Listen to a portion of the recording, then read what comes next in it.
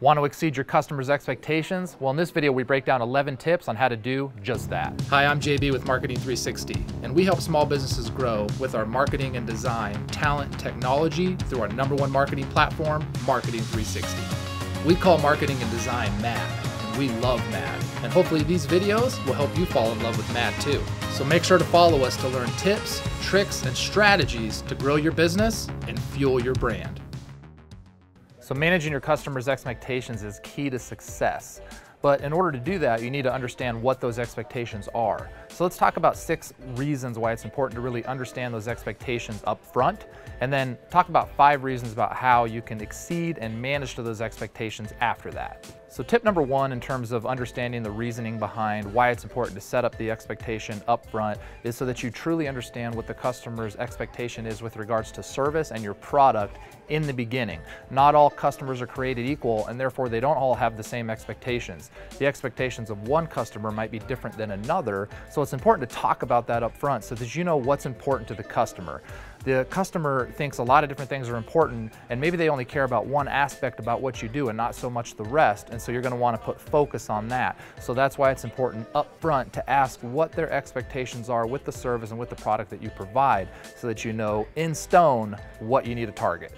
So the second reason why it's important to understand expectations up front is it allows not just yourself, but your entire team to fulfill upon those expectations. One tip here is to make sure that you have this information saved somewhere, typically be in your CRM in terms of a note of some kind as to what their expectation is, so that you and your team knows exactly what to focus on for that particular customer. Reason 3 for understanding expectations up front and why that's important is so that you can set expectations properly should they be off alignment a little bit. Sometimes customers may have this preconceived notion of something about your company or your product or your service that isn't necessarily accurate. And so by talking about it up front, you're able to quickly align with what the vision is moving forward to make sure you're on the same page and expectations are correctly set before they get off the track down the road. Reason number 4 on why it's important to understand expectations up front is it gives you some insights into the particular needs of the customer that may not have been addressed during the sales process. A lot of times customers, you come on board and you think they're interested in one thing, when in reality, maybe they're interested in that thing plus a couple other things that were never discussed. So actually it can be a good thing in terms of increasing upsell ability. A lot of times somebody will have these expectations, but maybe what they purchased wasn't necessarily for those things. So it gives you an opportunity to upsell and also combat potential complaints that would have happened down the road right up front before those fires get burning. Reason 5 on why it's important to understand these expectations up front is it could give you some insights into some additional products and services that you could potentially provide. Maybe a lot of people are bringing up certain pieces that you don't necessarily do, but you could do with some small tweaks to your process, some small tweaks to your product or service. So this can give you some insights on how to better lay out the strategy with regards to your sales process and your product after it's sold, so that you can have a better experience, but also potentially increase your revenue with some additional product add-ons that folks may be requesting, wanting, and needing. And finally, the 6th reason on why it's important to understand expectations up front is it will give you some insights on how to wow these people. The key is to not just meet the expectation, but to exceed it. So listen between the lines and think about how you can not only deliver to them exactly what they want, but maybe one layer more, so that they're truly wowed about the experience, they stay with you longer, they spend more, and they refer your friends, and that's going to be key to success. So let's talk about 5 tips now on how you can do that, how you can exceed and wow your customers and their expectations and manage those expectations to perfection with you and your team. Tip number 1 is to be super proactive. So if anything is looking like it's not going to meet their expectation, you need to instantly communicate that to the customer. So if the deadline's going to get pushed back, call them right away. Be upfront with it, talk about it right away before it even takes a minute longer on your schedule, right? Get on that, put that top priority, right? If the product didn't get delivered in the correct way, if there was some kind of an issue, if there was something missing, if there was a quality issue, you want to be ahead of it. Ideally, you want to find this information out before the customer and communicate that to them.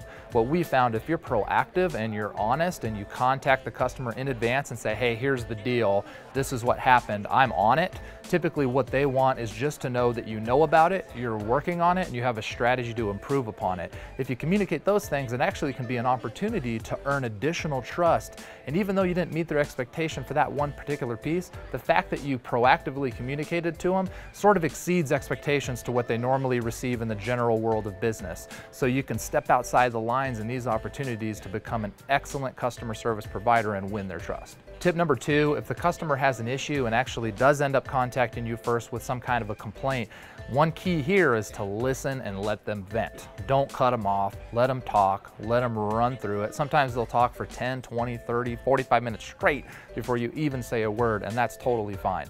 Let them finish venting, then cushion, respond with some empathy towards their situation and their complaint. Then really you want to reiterate and clarify what they've said. Make sure that you heard it and understand it, and they feel good about that you've listened and you've heard that, and then present a solution to them. If you can present a solution and a strategy at that point, typically letting them talk kind of vents them out. Clarifying the problem helps them feel that you've understood what their problem is, and then now that you've delivered to them a strategy, you've taken them from really a critical moment to a more compelling and compassionate and stronger moment where they feel comfortable about you and your brand and the fact that you listened to let them voice their concerns, and now you have a real solution in place. But the key here is when you come back with the plan, you need to make sure you execute, because if you don't execute on that plan and it becomes an issue a second time, now you're going to have a problem. Tip number 3 would be to follow up after you come up with this action plan with a gift card or a handwritten note. This is going to be huge because it's like, hey, you listened to their concerns, you came up with a strategy, you're on it, you follow up with a bullet list of what the strategy is so it's in writing, and then you also send them a handwritten note or a quick gift to Starbucks or something. This is just to say, hey, I'm sorry but that happened to you, I'm on your side, I'm on this, here's the plan, here's a gift card for the hassle, and we're going to get this thing done. This is going to completely bring them back to a place of confidence about you and your brand, and it's probably might even get you a couple referrals where they say, hey, this company is a company you want to work with, because even when they have a few things that they miss or make a mistake, they really make it right, and there's not a lot of businesses that do that. So think about that in terms of your process and how you can put that in place. Tip number 4 is ask for help. So if you have a situation that you need help on, you have teammates that have some additional bandwidth or just some knowledge about how to overcome these situations, don't try to deal with it yourself. Ask for the help, ask for teammates, even search on Google, look for other ideas and strategies that you can identify with and find to help the customer find the results they're looking for. Maybe it's even something that they want that you don't do that came up along the way, but you know somebody who does, or you have a partner that you work with that can help provide that service. You can provide that connection, right? You can say, hey, so-and-so, this is a customer we work with, they're looking for this, you do a great job, I'd love to connect you guys. Just anything you can do to exceed expectations, go kind of outside of the service box and provide solutions to your customers, even if it's not solutions that you provide, is going to be hugely valuable in building that relationship and building that trust now and in the future. Tip 5, last tip, is to have these understandings of these pivot points in your process, right? You typically, throughout your process of working with your customers, you have these critical moments where you typically see potential issues, right? Maybe it's 2 weeks after you do business with somebody, you typically have these concerns. Maybe 4 weeks in, you have those concerns. Maybe when you ship your product, sometimes these are concerns that you have. Think about those typical critical moments in your process where these concerns could potentially arise and be proactive in how you combat those things. We call it pivot points, where it's like, hey, if this particular situation actually ends up happening to this customer, here's what we do. We're going to send them a gift card, we're going to do this, we're going to give them this thing free, whatever that might be. Have these little moments of wowing of the customer in your process pre-built in so that you can be ahead of it. Ideally, you're going to want to have these things built in so that you're exceeding the expectations. So think about the typical expectation of your customer, what they're expecting, and then don't tell them this, but in your background scenes with your service, have these different little wow moments built in to where maybe you set the expectation something will be done in 2 weeks, but you and your whole company knows it's usually done in a week.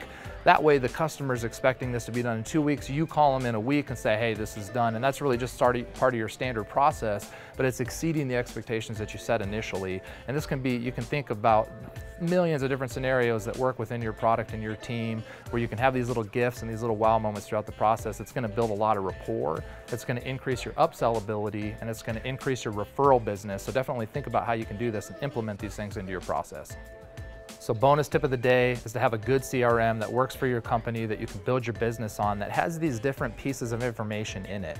Maybe a field for what's their expectation, maybe a field for how do we exceed this expectation built into your CRM, and maybe even different pieces of your process. When you reach these different stages, there's a wow moment where it sends them a gift card or sends them a note or does things that really exceed their expectations. If you build this into your CRM, you have a scalable solution for your business that keeps you organized, not just for yourself, but for your entire team. That's going to help you exceed customer expectations as a whole, which is also going to increase your sales. So if you like the video, like it, smash that like button, leave a comment if you have additional tips and ideas. Follow us for more content like this in the future, and happy marketing.